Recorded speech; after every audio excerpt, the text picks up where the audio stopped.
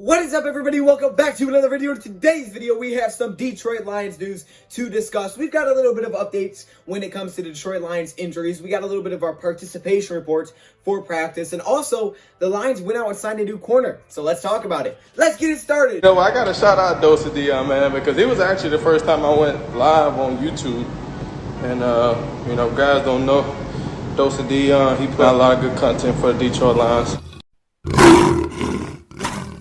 Welcome everybody to another video. Glad you guys are here, and today we have some more Detroit Lions news. Now, I'm actually currently working on our game plan on how we're going to put up points against the Green Bay Packers. I don't know when that video is going to come out, but it will come out at some point. It's maybe just taking a little bit longer than I initially expected. However, we were given some Detroit Lions news on players that should and should not participate in today's practice, what they're kind of expecting. However, at 4 p.m. Eastern time tonight, we will get our first injury report heading into Sunday's game against the Green Bay Packers. So we'll know more then. But we do have a little bit of updates when it comes to who practiced and who didn't practice. Okay, this is all according to Matt Patricia, what we got to hear from him. Also, as I mentioned, the Lions went out and signed another cornerback, so we have to talk about it, all right? Let's break down who this cornerback is. We're first off going to start with the injuries, though, okay? We're going to start off with practice, who was participating and who was not. Yesterday, we were given the news that Desmond Trufant could play Sunday, that he avoided a very serious injury, so he could be back on the field Sunday, which we know would be huge heading into this game against Aaron Rodgers. However, he is not expected to participate in today's practice. Now, I know that seems very concerning right away, but I do want to just caution you that maybe it's not too bad. Keep in mind, Desmond Trufant did play in week 1, so there's really not a huge need to rush him back. I mean, he can kind of learn a little bit from the sideline. He's a veteran. All right, so a guy like Desmond Trufant, he's already been on the field. There's not a huge need to rush him back into practice. Let him heal up, and then hopefully he can be ready by Sunday. Maybe he just gets one practice in and it's limited this week, but that's probably the best bet with Desmond Trufant. Now, on the other hand, Jeffrey Okudah, who did not play in week 1, is also a rookie.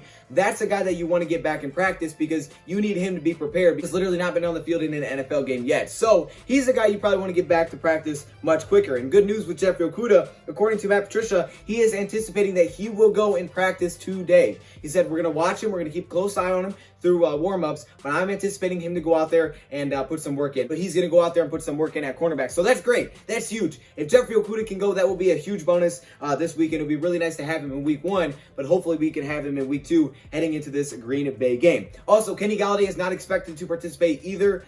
I don't know what to make of this. Hopefully he is good to go by Sunday. It would be awesome to have Kenny Golladay out there. We didn't have him in week 1. It would just be another weapon that the Packers have to deal with. And their defense isn't bad. I mean, it's not great, but it's not bad either. I mean, they're definitely someone that's not easy to put up points, and we'll get to that when we get into the breakdown. But Kenny Golladay will definitely help, especially he can take some pressure off of guys like Marvin Jones, Cephas, TJ Hockenson. So hopefully he can be out there, but as of today, it doesn't look like he's going to be practicing. And also, Hunter Bryant will not be practicing either. He should not be out there today in practice. Dude hasn't practiced in a very long time. Now, speaking of Hunter Bryant, the Lions did already announce the players that they're going to be protecting for the practice squad for this week, and that includes Isaac Nauta and D. Virgin. So D. Virgin, the cornerback, makes sense. That way the Lions can promote him if they want to, but keep an eye on that. Will Isaac Nauta be brought up? Last week, they only had 2 tight ends healthy. Maybe they go with 3 this week. We'll just have to see. It really depends on the game plan. Darryl Roberts is expected to be limited. Same thing with Big V. So, you know, hey, at least they're out there in practice. That's a good thing. Darryl Roberts wasn't great, but he also wasn't terrible in the game against the Chicago Bears. And he may be the guy that we put at slot depending on who's healthy and who's ready to go for that week 2 matchup against Green Bay. The good thing is Jeffrey Okudah can play the slot cornerback position. I had this question in one of my other videos. Jeffrey Okudah could play slot. He did some slot in college. Sure, you'd probably rather have him on the outside, but he can play slot. I think Amani can as well, but I can see Jeffrey Okudah playing that position. Desmond Trufant, you really don't want to put him in the slot. That's the one guy you don't want to. And obviously, Darryl Roberts can play slot because we saw it against Chicago. So if he is healthy, then maybe he's the guy taking reps there. We'll just have to wait and see. Now let's hop into this player that the Detroit Lions went out and signed today. This is according to Matt Patricia, and that is Chris Jones. No, not the defensive tackle from Kansas City. No, this is a cornerback from Arizona that we've signed off the practice squad. Okay, so we had to have some depth at this cornerback position. Now, this is Wednesday.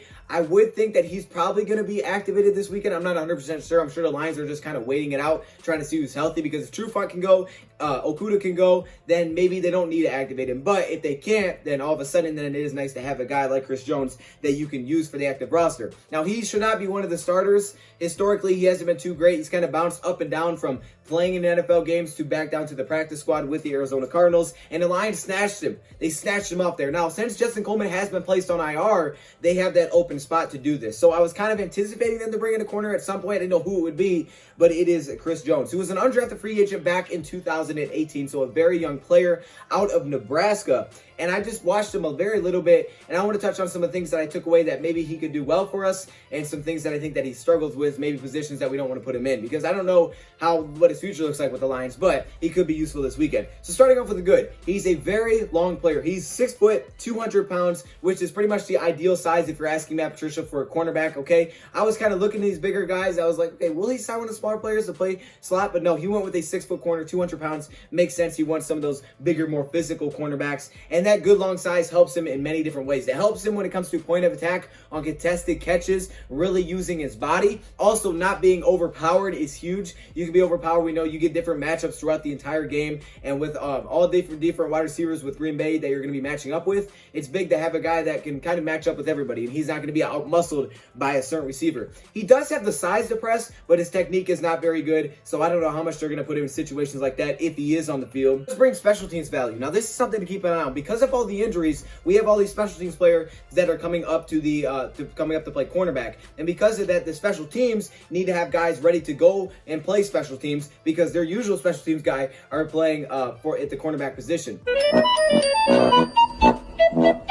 So this could be a move that also could get some work at special teams this weekend if they can get him ready to go for Sunday. I would keep an eye on that, because at Nebraska, actually his first year as a freshman, they let him just play special teams, which doesn't always seem to make a lot of sense, but he did. So he's an asset there for sure. He was a 4-year player at Nebraska. You know I like that. I like those guys that were in college for many years, unless they're, high draft picks or not. But it's nice to see guys that were in college for many years, because you usually can see the growth in a player and you can see where they improved. Of course, he's playing against some pretty good competition in the Big Ten year in and year out, and he has some pretty good timing. I think it's a lot of anticipation, really good instincts. He's just kind of a natural. He's a natural at the cornerback position. Now, things that he definitely needs to work on, or things that, situations that maybe we don't want to put him in because he struggles with. This one really isn't something he struggles with, but in 2017, he did have a torn left meniscus, which kept him out for half the season. Going back to the pressing, like I said, his technique isn't great. His back pedal is just kind of off. It's kind of weird. It just doesn't look right.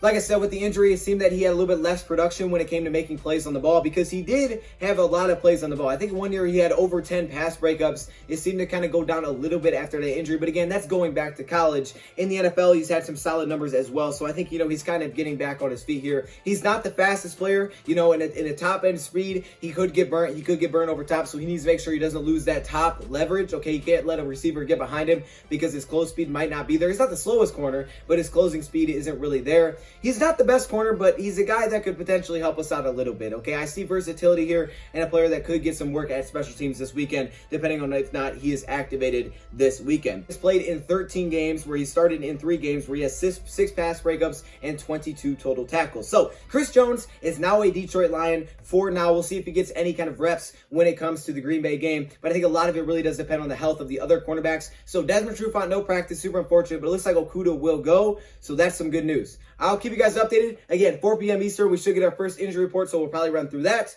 And yeah, I guess that's it for today's video. I'm going to get back to work, and I'll see you guys later. Thank you for watching, and I'm out. Look at all these cool people. Look at all these cool Hall of Fame, All-Pro, and patrons. You guys are so awesome. Look how interesting.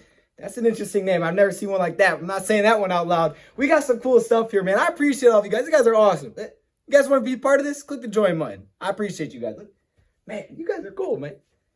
I see you. Oh, I see your... You're not sneak. I see you down there, my boy.